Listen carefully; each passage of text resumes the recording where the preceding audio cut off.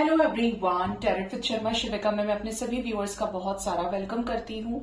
I hope आप सब लोग बहुत अच्छे होंगे, अपनी वाइब्रेशंस को रेज कर रहे होंगे, सभी का बहुत अच्छा सोच रहे होंगे और अपने साथ भी सब कुछ अच्छा अच्छा कर रहे होंगे, क्रिएट कर रहे होंगे, मैनिफेस्ट कर रहे होंगे। सो गाइज, देखते हैं हम आपके पार्टनर आपसे क्या कहना चाहते हैं। अगर आप अपने पार्टनर के साथ ऑन एंड ऑफ सिचुएशन में है, ब्लॉक्ड सिचुएशन में है, नो कांटेक्ट में है, सेपरेशन में है, काफी समय से आपका और आपके पार्टनर का कोई भी किसी भी तरीके का कांटेक्ट नहीं है, तो आपके पार्टनर आपसे क्या कहना चाहते हैं, क्या सबकॉन्शियस माइंड में उनके है इस वक्त।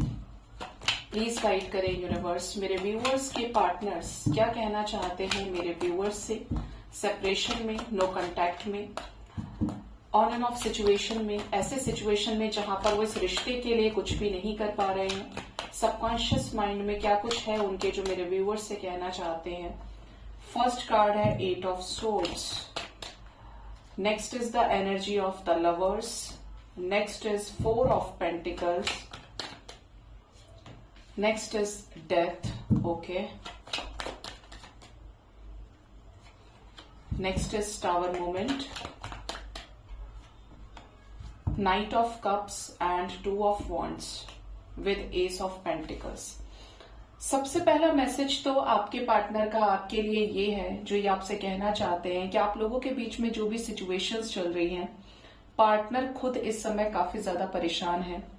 किसी ऐसे सिचुएशन से ये डेफिनेटली गुजर रहे हैं जो इनको भी समझ में नहीं आ रही है कि ये सिचुएशन का अंत कैसे करें, बाहर कैसे निकलें। ठीक है, इस समय ये कोई पास्ट का बैगेज होल्ड किए हुए हैं, स्टक है किसी सिचुएशन में, स्टेगनेंट एनर्जी है जहां पर ना तो ये आपको सुन पा रहे हैं ना किसी और को। मतलब एक होता है ना कि एक बेबसी मजबूरी वाली जो एनर्जी है, जिस सिचुएशन से ये हट ही नहीं सकते, बाहर नहीं निकल सकते। स्पेशली एक दिन में आपके पार्टनर ये आपको मैसेज दे रहे हैं कि ये बहुत ज्यादा परेशान है इस टाइम पर, इनकी जो एनर्जी है वो ब्लॉक है। ठीक है, ये आपको ये कहना चाहते हैं कि इनको आपके साथ एक डिवाइन कनेक्शन फील होता है। इनको ऐसा लगता है कि आपका और इनका कोई ऐसा कनेक्शन तो है जिसकी वजह से चीजें ना तो आपके एंड से खत्म हो पाती हैं और ना इनके एंड से, जबकि हो सकता है रिलेशनशिप म्यूचुअल तरीके से दोनों ने एंड किया, लेकिन एनर्जी को पिक करना, टेलीपैथिकली कनेक्ट करना, एक दूसरे को मैनिफेस्ट करना, ये चीजें आज भी बरकरार है। आप इन्हें यहां याद करते हैं तो आपके पार्टनर उन्हें आपको वहां याद करते हैं। ठीक है, इनको ऐसा लगता है कि भगवान ने आपको इनसे सोच समझकर मिलाया। जब इनकी लाइफ में प्यार नहीं था तब आप इन्हें मिले, और जब आपकी लाइफ में प्यार नहीं था, आपको एक इनकम्प्लीट एनर्जी थी, तो इनसे आपको मिलाया गया, एक मकसद से मिलाया गया आपको। तो इन्हें आपके साथ एक destined divine connection definitely feel होता है। इनको लगता है इस कनेक्शन में कि जैसे कुछ तो ऐसा है जिसकी वजह से एक फीलिंग आती है कि यार ये मेरा है, ये मेरी है। ठीक है, इस पे मेरा हक है।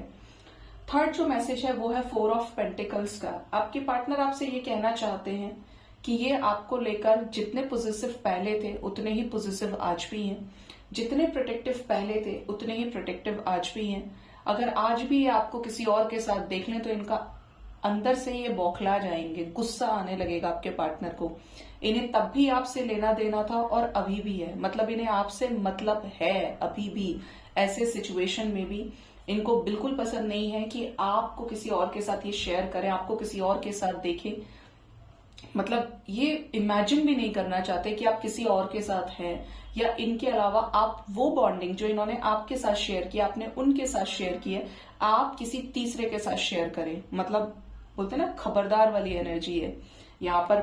4 ऑफ पेंटिकल्स की वाइब्स ये बता रही हैं, ये आपको भी खोना नहीं चाहते, और इनका ये भी मैसेज है कि जो जिस भी सिचुएशन में ये इन्वॉल्व है, चाहे वो रुपया पैसा है, आप लोगों के बीच में फाइनेंशियल डिफरेंसेस हैं कि करियर छोड़ो तो ये आपके पास आए, कुछ इस टाइप की अगर एनर्जी है किसी की, तो ये अपने करियर को दांव पे नहीं लगा सकते। इनको ऐसा लगता है कि मेरे लिए फाइनेंशियल स्टेबिलिटी भी बहुत जरूरी है, अगर मुझे इस व्यक्ति के लिए कुछ भी करना है तो मेरा बैकबोन मजबूत होना बहुत जरूरी है।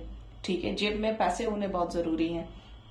ठीक है, तो ये कुछ चीजों से जुड़े हुए हैं, लेकिन उसमें आप भी शामिल हैं। डेथ की एनर्जी है, आपके पार्टनर आपसे ये कहना चाहते हैं कि इस कनेक्शन के खत्म होने से जितनी तकलीफ आपको हुई है उतनी ही तकलीफ इनको भी हुई है। आपने इनको हर्ट किया है, इन्होंने आपको हर्ट किया है, और अगर जबानी लड़ाई नहीं भी हुई है तब भी आपके पार्टनर टूटे हैं इस कनेक्शन के खत्म होने से, और आपका भी ब्रेकडाउन हुआ है।